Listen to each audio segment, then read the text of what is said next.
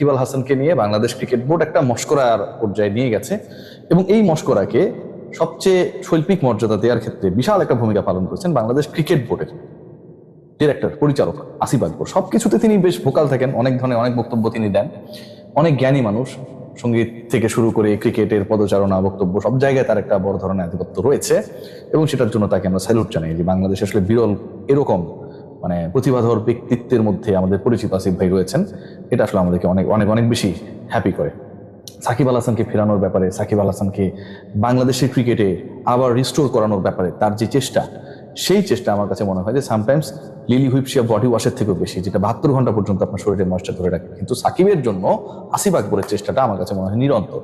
কিন্তু end of the day ধরেন যে আপনি যেই প্রমিসের কথা বলবেন, যে বক্তব্যগুলোর কথা বলবেন, আপনি সেই বক্তব্যের সাথে আপনার কিংবা আপনার ক্রিকেট বোর্ডের যারা এই নীতি নির্ধারণের সাথে জড়িত, এবং নীতি নির্ধারক হিসেবেই তো আপনারা মিডিয়া এসে বক্তব্য দিচ্ছেন, বাংলাদেশের ক্রিকেট নিয়ে যখন আসিফ আকবর এই মুহূর্তে কথা বলছে, কদিন পরপরই কথা বলছে, এবং এখন থেকে 1 বছর আগে তিনি কথা বলতেন না, এই দুয়ের পার্থক্যটা কি? যে একটা সময় তিনি বাংলাদেশ ক্রিকেটের কেউ ছিলেন না, আর এখন তিনি নীতি নির্ধারকদের একজন। ওই নীতি নির্ধারকদের একজন, নীতি নির্ধারণ যারা করেন, যখন এরকম বক্তব্য দেন যে সাকিব আল হাসানকে বাংলাদেশে ফেরানোর জন্য সকল ধরনের ব্যবস্থা গ্রহণ করেছে বাংলাদেশ ক্রিকেট বোর্ড, তারা সরকারের কাছে আর্জি জানিয়েছে যেন এই ব্যাপারটাকে বিবেচনা করা হয়, বাংলাদেশের ক্রিকেটে সাকিব আল হাসান এখনো রিলেভেন্ট, এবং খালিদ মহিউদ্দিনের টক শোতে গিয়েও আমরা দেখেছি যে সাকিব ভালো না তামিম ভালো, এরকম একটা আলোচনা চেষ্টা করা হয়েছিল, যে সেখানটায় হচ্ছে তামিম ছোট সাকিব বড় টাইপের, এই আলোচনাগুলো আসলে পাবলিক জানে সাকিব আল হাসান বাংলাদেশের ইতিহাসেরই সেরা স্পোর্টসম্যান।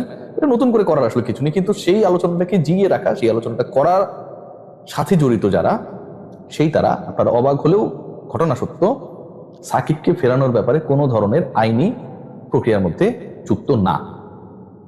সাকিব আল হাসানকে ফেরানোর ব্যাপারে আমি একটা রুবেল হোসেন এক্সাম্পল দিতে পারি, যে একটা সময় আপনারা জানেন যে 15 ওয়ার্ল্ড কাপের সময়, 2015 ওয়ার্ল্ড কাপের সময় বাংলাদেশ যেখানটায় কোয়ার্টার ফাইনাল খেললো, ইংল্যান্ডকে হারিয়ে দিল, রুবেল হোসেন কি অসাধারণ পারফরম্যান্স। সেই সময়টায় রুবেল তিনি একটা মামলায় ফেসে গিয়েছিলেন, এবং then Bangladesh cricket board president Nazmul Hasan Papon and his board they played a very significant role, যেন মামলা সংক্রান্ত ইস্যুসগুলোতে রুবেল হোসেন ভেজালে না পড়েন, তার ট্রাভেল নিয়ে যেন কোনো সমস্যা না থাকে, তিনি যেন বাংলাদেশ দলকে সার্ভিস দিতে পারেন। সাকিব আল হাসানকেও ঠিক একইভাবে, যেহেতু এমন একটা পর্যায়ে গেছে এবং এই মামলা বা এই ব্যাপারগুলো হচ্ছে অনেকটা রাষ্ট্রীয় পর্যায়ে চলে গেছে, রাষ্ট্রীয় মামলা, আপনার সাথে আমার জমি নিয়ে সমস্যা এরকম মামলা না, আপনি আমার পিটাইছেন আমি আপনার থাপড়াইছি এরকম মামলা না। সেই মামলাতে সাকিবের অভিভাবক যে সংস্থা, যে ক্রীড়া ফেডারেশন, বাংলাদেশ ক্রিকেট বোর্ডের বক্তব্যটা হচ্ছে যে আমরা অনেকটাই হচ্ছে উচ্চকণ্ঠ, কিন্তু বাংলাদেশ ক্রিকেট বোর্ডের যে লিগ্যাল টিম, বাংলাদেশ ক্রিকেট বোর্ডের লিগ্যাল টিম এই ব্যাপারে কোনো কিছু জানে না। বাংলাদেশ ক্রিকেট বোর্ডের লিগ্যাল টিমকে টোটালি সাকিব আল হাসানের ইস্যুতে বাংলাদেশ ক্রিকেট বোর্ডের যেই নীতি নির্ধারকরা বিভিন্ন সময় বিভিন্ন মাধ্যমে বক্তব্য রাখছেন, কোনোভাবে ইনভলভ করেনি। ভয়াবহ হলে ওটাই সত্য, সাকিবকে শুধুমাত্র ব্যানার হিসেবে যেভাবে অতীতেও ব্যবহার করা হয়েছিল, আনা হয়েছিল, কখনো সাকিবকে দোসর বলে আসলে কিছুটা হলেও জনপ্রিয়তা পাওয়ার চেষ্টা করা হয়েছিল, যখন সেই টোনটা চেঞ্জ হয়ে গেছে, তখন সাকিব আল হাসানকে হচ্ছে হিরো বানিয়ে, হিরো হিসেবে অভিহিত করে, যেটা সবাই জানে সাকিব আল হাসান বাংলাদেশের ক্রিকেটের হিরো। একই রকম চেষ্টা চলেছে, একই রকম চেষ্টা চলছে বাংলাদেশ ক্রিকেট বোর্ডের যারা সুবক্তা, যারা গায়ক, যারা এই মুহূর্তে পরিচালক হিসেবে নায়কের ভূমিকায়, তাদের পক্ষ থেকে। এখন যেই পরিচালক বা যারা সাকিব ইস্যুতে এত কথা বলছেন, আমজাদ সাহেবের কথা আমরা বলতে পারি, আসিফ আকবরদের কথা বলতে পারি, মিঠু ভাইদের কথা আমরা বলতে পারি, যারা প্রেস কনফারেন্সে এসে এত কথাগুলো বলছেন, তারা তো ক্রিকেট বোর্ডের ওই ডিসিশন মেকিং এর জায়গায় রয়েছে, ওই চেয়ারটাই তারা রয়েছে। তাহলে ক্রিকেট বোর্ডের লিগ্যাল টিম সাকিব আল হাসানের যে কেসেস গুলো রয়েছে, সেগুলোকে একটা সামারি আকারে কিভাবে ল মিনিস্ট্রিতে যাবে, কিভাবে এটাকে স্বরাষ্ট্র মন্ত্রণালয়ে নিয়ে যাবে, সংশ্লিষ্ট ডিপার্টমেন্ট গুলো কিভাবে এটা নিয়ে কাজ করবে, লিগ্যাল মেরিট রয়েছে কি নেই, অনেক জায়গা থেকে আমরা শুনছি যে সাকিব আল মাশরাফির ব্যাপারে যে কেসেস গুলো হয়েছে, এগুলো কোনো লিগালি মেরিট নাই। এটা আমরা সবাই জানি যে আসলে তারা হত্যা মামলার আসামি করা হয়েছে, এই টাইপের কোনো কাজের সাথে সাকিব মাশরাফিরা জড়িত ছিল না, ফাঁসানোর জন্য, বিপদে ফেলার জন্য, বাংলাদেশে যেন না আসতে পারে, রিলেভেন্ট যেন না থাকে, এই কারণে আসলে এই মামলাগুলো দেওয়া হয়েছে। This is very true. So এই ঘটনাটা তো আপনাকে যখন আপনি অ্যাড্রেস করবেন, প্রপার ওই অথরিটির কাছে আপনাকে নিয়ে যেতে হবে, সেখানটায় গিয়ে আপনাকে এটাকে উপস্থাপন করতে হবে, এবং বাংলাদেশ ক্রিকেট বোর্ডকে একটা লিড রোল নিতে হবে।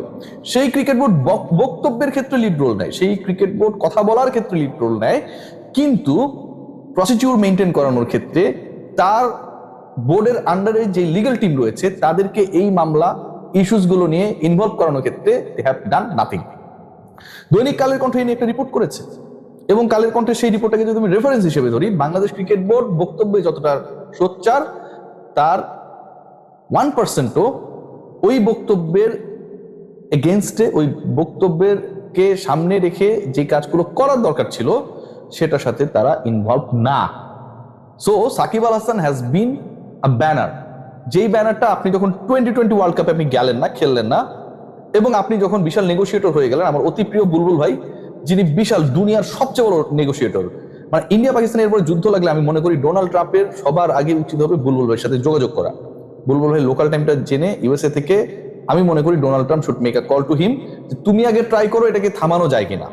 বুলবুল ভাই যে অসাধারণ একটা কাজ করেছে, যেভাবে তিনি এই দুই দেশকে খেলানোর জন্য রাজি করিয়েছে, এবং যেভাবে তিনি নিজের দেশের ক্রিকেট বন্ধ রেখে হইলেও বিশ্বকাপে বিশ্বের ক্রিকেটের ইকোসিস্টেম ঠিক করানোর জন্য হইলেও এনশিওর করেছে যে ইন্ডিয়া পাকিস্তান ম্যাচটা হওয়া দরকার, সেই বুলবুল ভাই এবং তার board did nothing regarding Shakib Al Hasan. এটা আমার কথা না, বাংলাদেশের একটা লিডিং ডেইলি এই ব্যাপারে রিপোর্ট করেছে।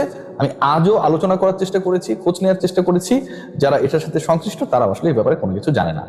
সো আসিফ আকবররা কি করার চেষ্টা করলো, যে ওয়ার্ল্ড কাপে খেললো না বাংলাদেশ, হ্যাঁ বুলবুল ভাইরা নেগোসিয়েট করতে গেল ইন্ডিয়া পাকিস্তান যেন খেলে, পাবলিকের এই ব্যাপারে যে একটা বাজে নেগেটিভ সেন্টিমেন্ট ক্রিয়েট হয়েছিল বাংলাদেশ ক্রিকেট বোর্ডের উপরে, সেটাকে কিভাবে ডাইভার্ট করা যায়, সাকিব আল হাসানকে ইম্পোর্ট করে নিয়ে আসলো তারা, এবং যেই কাজটা তারা দক্ষতার সাথে করেছে without asking any question regarding হিম।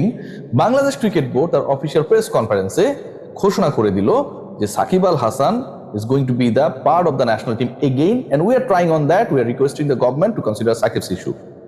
চিন্তা করতে পারেন, আপনি কোনো প্রশ্ন করেননি, তারা উত্তর দিয়ে দিয়েছে। তারা উত্তর দেওয়ার পরে এরপরে তারা যে কোনো বিভিন্ন মিডিয়ার বক্তব্যে আলোচনায় তারা সাকিবের বিষয়গুলোকে আনছে, কিন্তু তারা করছে না কোনো কিছুই। তাদের টিম, তাদের legal team, Bangladesh cricket board formally কোথাও কোনো অ্যাপ্রোচ করে নাই যে সাকিবকে আপনি বাংলাদেশে ফেরানোর ক্ষেত্রে স্টেপ নেন, সাকিবের এই মামলাগুলো ভুয়া। Bangladesh cricket board has not taken any formal step, আবারও বলছি কালের কণ্ঠে রেফারেন্স দিয়ে, রিগার্ডিং সাকিব, যে তাকে বাংলাদেশি ক্রিকেটে রেলেভেন্ট করতে হবে। তাহলে আপনি বক্তব্য দিচ্ছেন কেন? আপনি বক্তব্য দিচ্ছেন আপনাদের ব্যর্থতা ঢাকার জন্য। সাকিব আল হাসানকে যদি আপনি খেলাতে চান, আপনি আপনার লিগাল টিমকে, আপনার ক্রিকেট অপারেশনকে অ্যাক্টিভ করে স্বরাষ্ট্র মন্ত্রণালয়, আইন মন্ত্রণালয় আপনি পার্সু করবেন না, আপনি কোনো কিছুই করছেন না, কিন্তু মাইক্রোফোন ফেলে আপনারা বলে দিচ্ছেন we need Shakib Al Hasan in our national team and আমরা এটা নিয়ে কাজ করছি। আপনারা কোনো কিছুই করছেন না বক্তব্য দেওয়া ছাড়া, কিন্তু আপনারা দাবি করছেন আপনারা কাজ করছেন, কারণ সাকিবের নামটা বলে আপনাদের ভিউটা ভালো হয়। Quite interesting, let's see what happen. সাকিবকে নিয়ে বাংলাদেশ ক্রিকেট বোর্ডের ভিউ ব্যবসা ভালোই চলছে।